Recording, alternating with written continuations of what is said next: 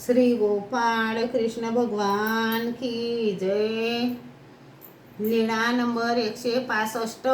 सादाच्या good भेलीची हकीकत। सादा पैठणला गेलेली होती. चैत्र महिन्यातील पर्व काळी ती येऊ न शकल्यामुळे दुःख करीत सर्वज्ञांच्या दर्शनाला आली. सर्वज्ञांना पाहिले आणि तिला अधिकच दुःख झाले. सर्वज्ञांनी म्हटले, सादेव, बगलेतील गाठोडे बाजूला ठेवा, मग आम्हाला नमस्कार करा. ती आजूबाजूला बघायची तर बगलेत काही नाही. पुन्हा दुःख करू लागली. पुन्हा सर्वज्ञांनी सांगितले, सादेव, बगलेतील गाठोडे बाजूला ठेवा. परंतु तिचे सर्वज्ञांच्या बोलण्याकडे लक्षच नव्हते. दुःख करायची. सर्वज्ञांनी सांगितले, सादेव, ज्यावेळी आमची भेट झाली तोच तुमच्यासाठी पर्व काळ. तरी सुद्धा सर्वज्ञ असे का म्हणत आहे हे तिला कळेना.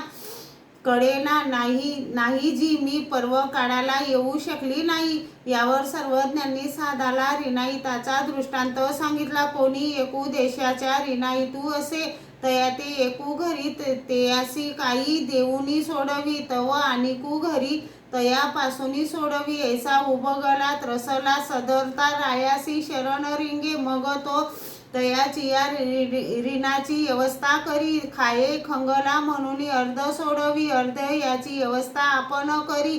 का तो नीतिमंत म्हणून हा आर्य खंगला म्हणून लक्ष्याचे कवडे या बुजावी.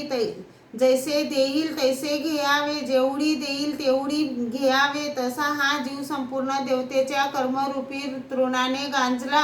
मग परमेश्वराला शरण आल्यानंतर त्याला नित्यविधी निमित्तविधीचा आचार करायला लावतात व सकळ देवता तृणातून मुक्त करतात. सर्वज्ञांनी विचारले, का येऊ शकले नाही सादेव?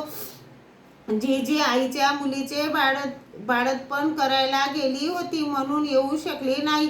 सर्वज्ञांनी म्हटले, ती मुलगी काय आईची नाही जी, ती जन्मली माझ्या पोटीच. परंतु माझ्यापेक्षा आईलाच तिचा जास्त लोभ म्हणून ती आईची मुलगी म्हणाली. सर्वज्ञ म्हणाले, असं तर मग तुम्ही पानाचे विडे तोडले म्हणा, गुळाची भेली चाकली म्हणा. सादाने विचारले, ते कसे जी? सर्वज्ञांनी सांगितले, 7 वर्षाचा वर 5 वर्षाची वधू अशाचे कोड कौतुकाने लग्न करतात. मग त्यांच्या करवी पानाचे विडे तोडवितात, गुळाची भेली चाकवितात. सादाने म्हटले, नाही जी, ती रूढी आमच्यात नाही, ती लाड शाखेत असते. सर्वज्ञांनी सांगितले, हो सादेव, लाड शाखेत ती रूढी आहे. आम्हीही विडी तोडली आहे, गुळाची भेली चाकली आहे. कमळाईसा नावाची आमची राणी होती. 60 वर्षाचा मुलगा आहे. आता त्यांच्या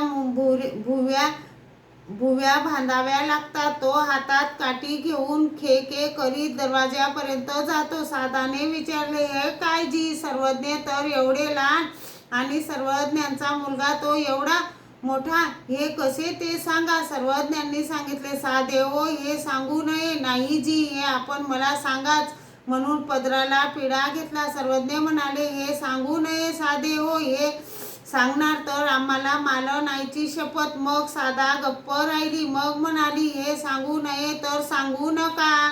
श्री गोपाळ कृष्ण भगवान की जय।